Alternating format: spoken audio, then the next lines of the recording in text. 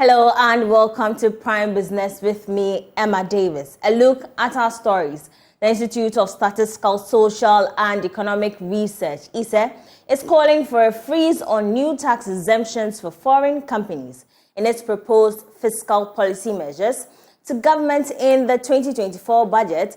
ISE is also suggesting the review of tax exemptions for the free zones and extractive industries. Here's more. Research has revealed that Ghana loses about 25 billion cedis annually through tax exemptions. This has compelled many to call for the abolishment of tax exemptions for foreign companies.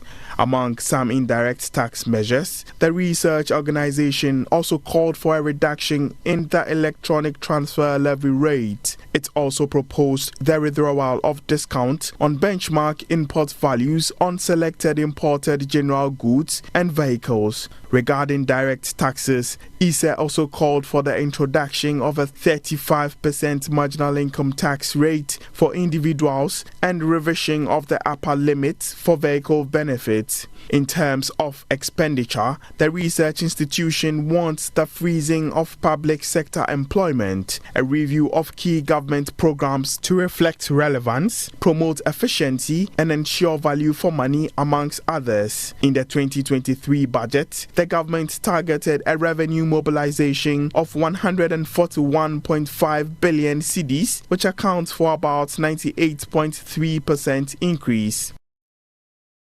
Economist Professor Peter Korte is making a strong case for the development of tourist sites to help rake in more revenue.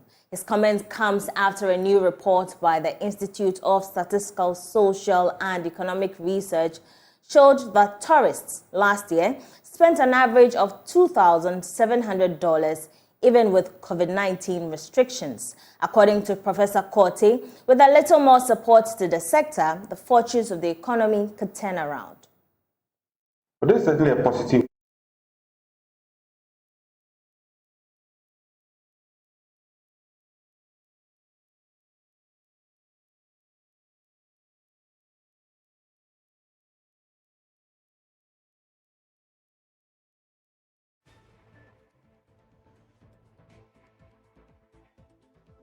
But this is certainly a positive move. I mean, if depending on where they are coming from, if from Europe or America, and they are bringing in this amount of dollars, that would obviously show up our foreign exchange earnings. That will certainly stimulate the tourist sector. I mean, the value chain within the tourist sector. You find hotels, you find restaurants, you find tourist guides, and many security services. You know, there's so much time within the value chain, and therefore this will employ people to create jobs. It will put food on the table. It will enhance livelihood, and people will tend to learn more of our culture. They go back and speak well about our country, and others will continue to come. So for me, this is a positive move, and we have to invest more in the tourism sector.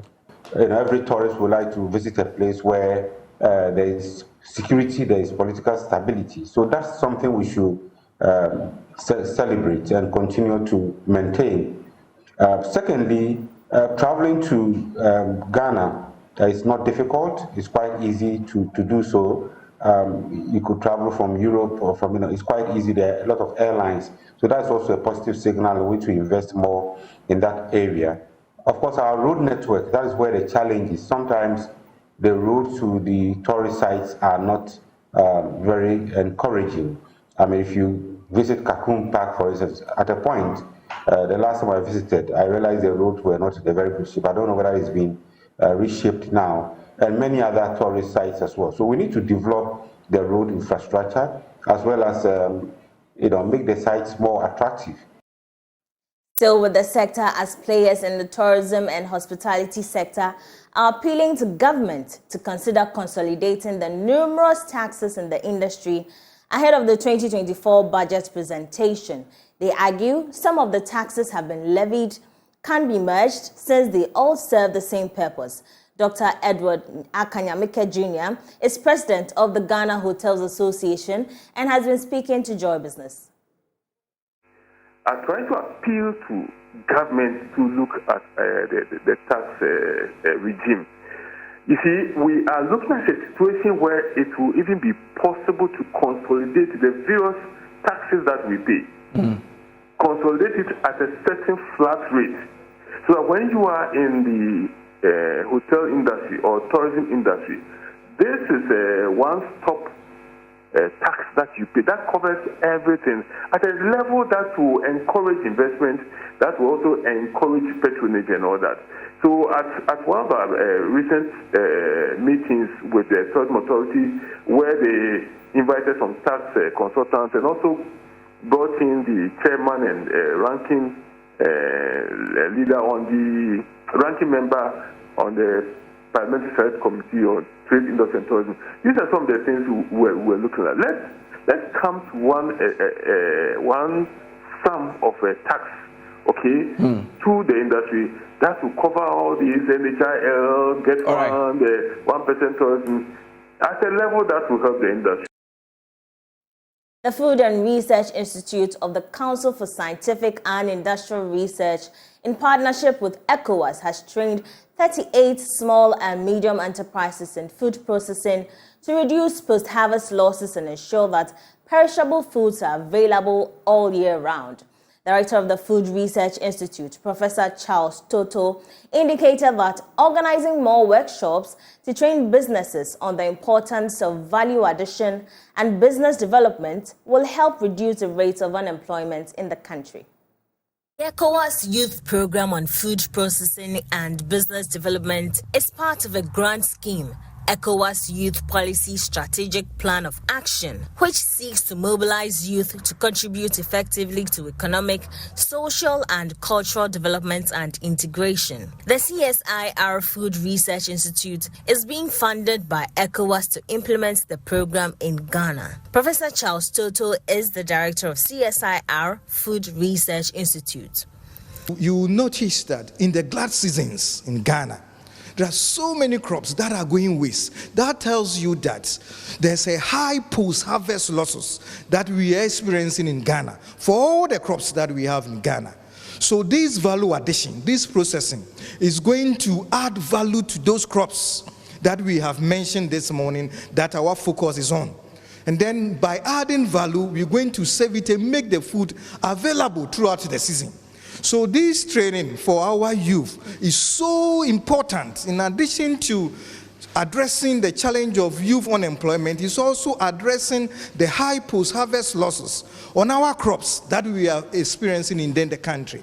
And by adding value, we tend to save the foods for the lean seasons, and when the seasons are off, there will be produce available on these crops. And that is what we are looking for within this training. Principal Technologist at CSIR Food Research Institute, Edna Mreku Esel, lauded the initiative. According to her, this is important for salvaging food security crops like cassava. For some few years now, cassava has been on high demand because of the diversity of its industrial application of the products that is being churned out from cassava.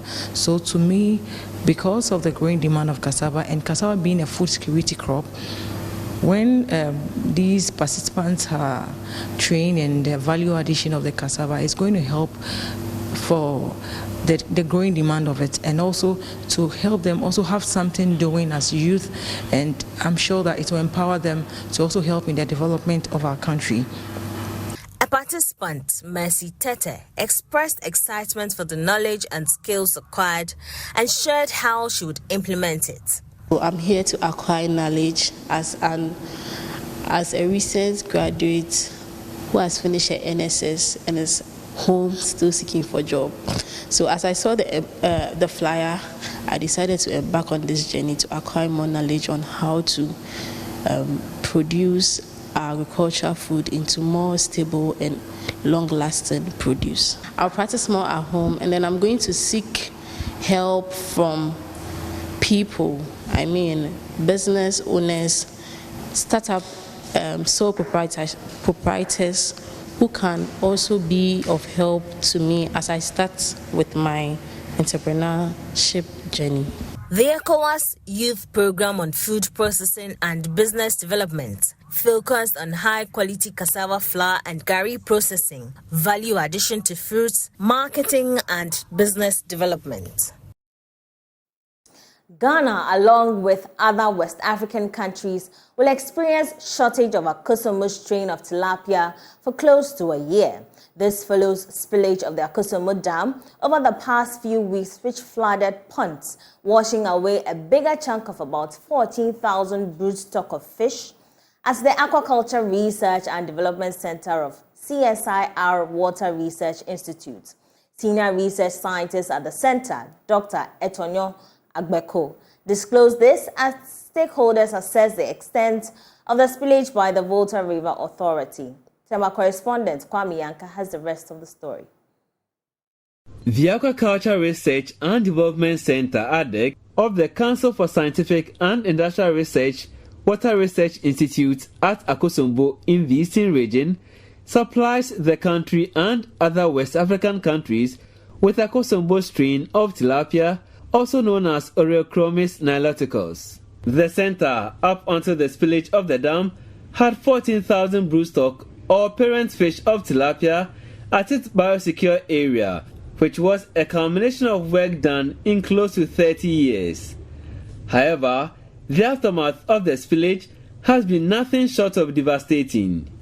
It is estimated that the 14,000 broodstock, valued at about 230,000 cedis, would have produced about 1 million fingerlings. Dr. Etonyo Agbeko is a senior research scientist at the Aquaculture Research and Development Center of CSIR Water Research Institute. Majority of them, let me put it that way, majority of them had been lost to the flood. So fingerling production within the next year would be affected.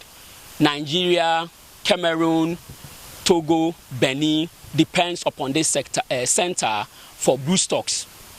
And so you can imagine the extent of damage. The extent of damage is not only about Ghana. The extent of damage would affect the entire West African sub-region. And food security issues is at stake. Because now we don't know how many cages are still intact on the river. We don't know how many fish are still there for us to get tilapia, which is a delicacy for Christmas. According to farm manager at Lee's Farms, which is upstream, Joshua Reynolds Lanyo, they will lose over 500,000 cedis in the next few months as a result of the flood. You see, due to that, the fries they are not healthy because of what happened. So after we delivered, they are having a lot of mortalities and other stuff, and it is costing us a lot. Sometimes we have to do replacement for them. Sometimes you have to talk to them for them to understand. So that is what has happened to us now. For now, we are doing a little fingerling production here, as you can see at the top here, and we are doing with the grow-up, the ones that will sell to the market. So those are the ones we are having now. Okay, so due to what has happened, for the next 6 months, we are going to lose about 500,000 Ghana cedis. So that is what is costing us now. Joseph Achu, who is into fish farming at Peji downstream, says over 200,000 cedis of investment is lost due to the spillage. Oh, we lost a huge money, and if I could get my roughly estimate now, getting to 200,000 Ghana cedis. All of a sudden, the one we were able to get from the cage even doesn't reach 10,000. So for now, what we are telling our investors, because there are some people who help us to get money to invest or to put into the production, the tilapia production. So as it comes like this, we don't know how are they going to fall, and we send them the pictures how the thing happens and other things. So we don't know how far it's gonna be, because for now there is the pressure. Secretary of the Chamber of Aquaculture Association, John Domozro, fears the extent of damage might take forever for these fish farmers to recover. So you see, that's capital that is eroded. money is not easy to come by in this country. So even if you did a production and you don't get any profits out of it, you are hoping that you have something to plow back and then make gains again. Now everything is gone. As I just said, it's going to cost them what?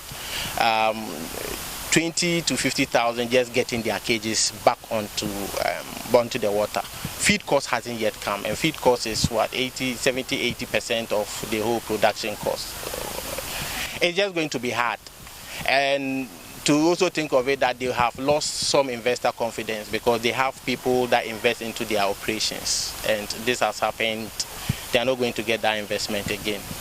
Meanwhile, Chief Executive Officer of the Chamber of Aquaculture Ghana, Jacob Ajika, is asking stakeholders, including Ministry of Fisheries and Aquaculture Development, to come to the aid of the affected fish farmers. The reason is that these businesses are creating a lot of economic opportunities for young men and women in their host communities. They employ a lot of people, they provide income for those engaged as well.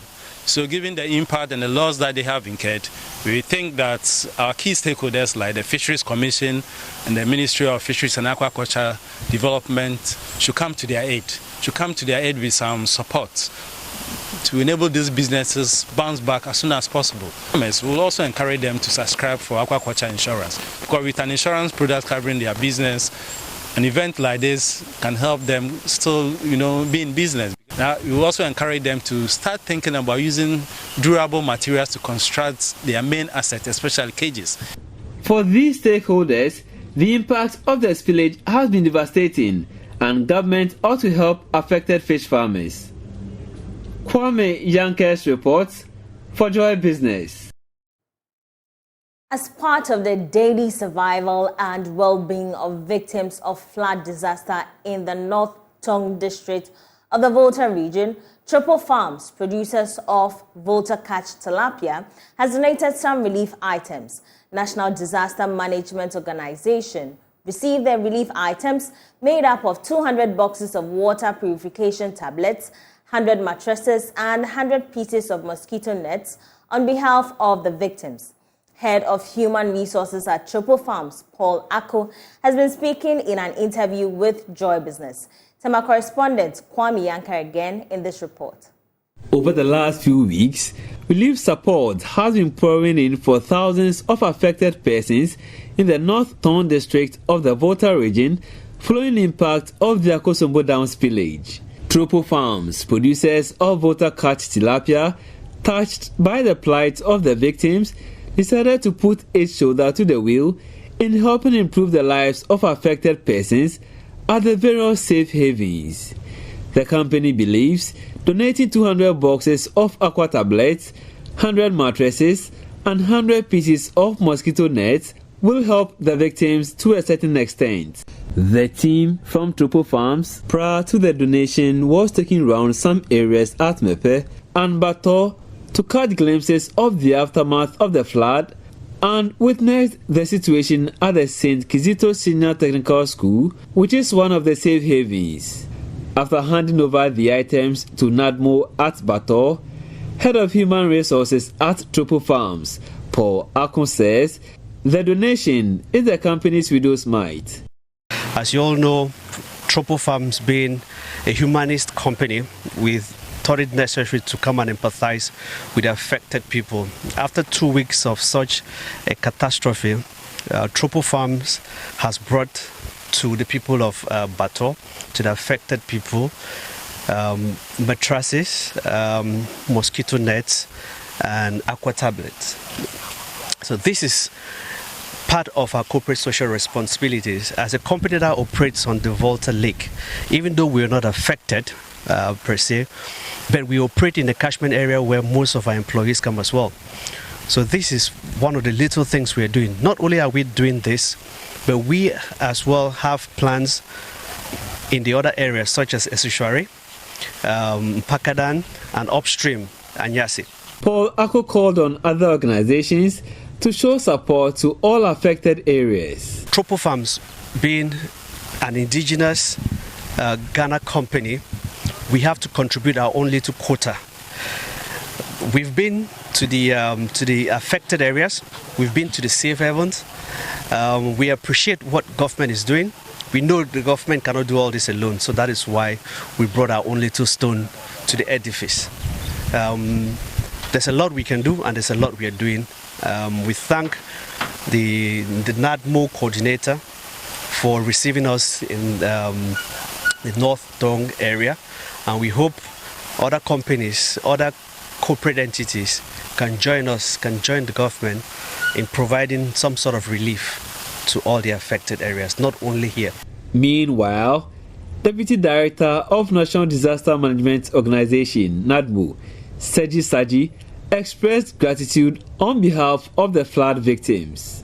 Day in, day out, we need to provide for the needs of the affected persons, which we are doing across the 8 districts. So donations such as this will go a long way to assist us, to help us in trying to meet the needs of the affected persons. Even though the spilling has ended, the water is receding, there are still issues in quite a lot of the communities about stagnant water that we need to get out. We are doing the engineering bit of it. We might end up doing some pumping of the water. As we continue doing this, there are people still in safe haven, people still with relatives who need support. So that is why items like this or this kind of gesture will go a long way to help us in dealing with the situation. NADMO advised other fish farms to learn from safety and other useful practice from Tropo Farms, which was not impacted by the flood. That's all for Prime Business tonight. My name is Emma Davis. For more business news, do log on to myjoyonline.com/business. I leave you with international stories.